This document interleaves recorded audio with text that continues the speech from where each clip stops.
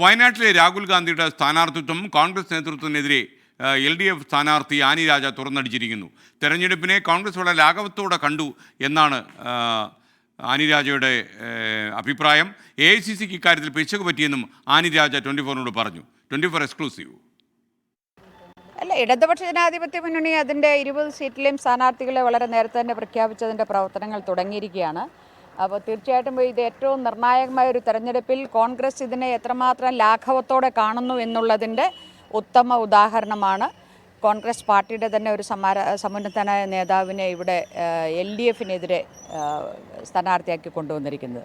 രാജ്യം എങ്ങോട്ട് പോയാലും എങ്ങനെ നടന്നാലും ജനങ്ങൾ എത്രമാത്രം പ്രതിസന്ധിയിലായാലും അതല്ല വിഷയം. ഏതോ ഒരു സീറ്റ് അല്ലെങ്കിൽ ഇത് സത്യത്തിൽ ഈ കോൺഗ്രസിൻ്റെ AICC നേതൃത്വത്തിന് എവിടെയോ ഒരു നോട്ടമില്ലായ്മ പിശക് പറ്റിയിട്ടുണ്ട്. അത് സമ്മതിച്ചേ മതിയാകൂ. സുർജിത്ത് അയ്യപ്പത്ത് വയനാട്ടിൽ നിന്ന് വിവരങ്ങളുമായി ചേരുന്നു. സുർജിത്ത്, യഥാർത്ഥത്തിൽ ആനി രാജയ്ക്ക് നെഞ്ചിടിപ്പ് കൂടിയോ അതോ ഈ ഇന്ത്യ മുന്നണിയുടെ ഭാഗമായിട്ട് ഉള്ള ഒരാൾ ഇവിടെ വന്ന് മത്സരിക്കുന്നത് ശരിയല്ല ധാർമ്മികമായി എന്നതാണോ അവരുടെ പ്രശ്നം?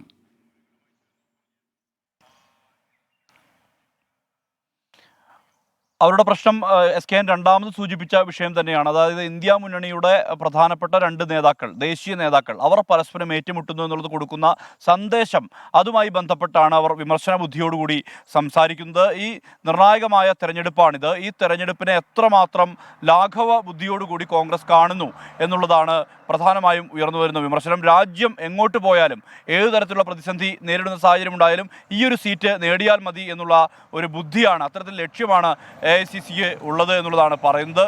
ഈ വയനാട്ടിലെ സ്ഥാനാർത്ഥി കാര്യത്തിൽ AICCക്ക് പിശക് പറ്റിയിട്ടുണ്ട് എന്നും അവർ വ്യക്തമാക്കുന്നുണ്ട്. അതോടൊപ്പം തന്നെ ദേശീയ തലത്തിൽ കോൺഗ്രസ് മുഖമായ നേതാവിനെ, അദ്ദേഹത്തെ വെറും കേരളത്തിലെ കോൺഗ്രസ്സുകാരൻ മാത്രമാക്കി മാറ്റുകയാണ് ചെയ്യുന്നത്. ഒരുപക്ഷെ ഇത് BJP ദേശീയ തലത്തിൽ ആയുധമാക്കി മാറ്റാനുള്ള സാധ്യത ഉണ്ടോ എന്നുള്ള ചോദ്യത്തിന് മറുപടി പറഞ്ഞത്, അങ്ങനെ അവർ ആയുധമാക്കി പ്രചാരണത്തിലെല്ലാം തന്നെ ഇത് ആയുധമാക്കുകയാണെങ്കിൽ അതിൽ ഏറ്റവും വലിയ ഉത്തരവാദിത്വം കോൺഗ്രസിനാണ് എന്നും ആനി രാജ പറയുന്നുണ്ട്. കോൺഗ്രസിന് അവരവരുടെ സ്ഥാനാർത്ഥിയെ നിർത്താനുള്ള അവകാശമുണ്ട്, പക്ഷേ സ്വാതന്ത്ര്യമുണ്ട്. പക്ഷേ ചില കാര്യങ്ങൾ മുൻകൂട്ടി കാണാനുള്ള ദീർഘവീക്ഷണം വേണം. അതിവിടെ ഉണ്ടായിട്ടില്ല. ഇടതുപക്ഷ സ്ഥാനാർത്ഥികളെ നേരത്തെ തന്നെ ഇവിടെ നിശ്ചയിച്ചതാണ്. ഈ കേരളത്തിലെ കോൺഗ്രസ് നേതൃത്വം രാഹുൽ ഗാന്ധിയെ കേരളത്തിലെ ഒരു കോൺഗ്രസ്സുകാരനാക്കി മാറ്റുകയാണ്. എന്തായാലും ജനാധിപത്യത്തിൽ വിശ്വാസമുണ്ട്. ഇത് കുത്തക മണ്ഡലം എന്ന് അവകാശപ്പെടാൻ കഴിയുകയില്ല. ജനങ്ങളാണ് പരമാധികാരി.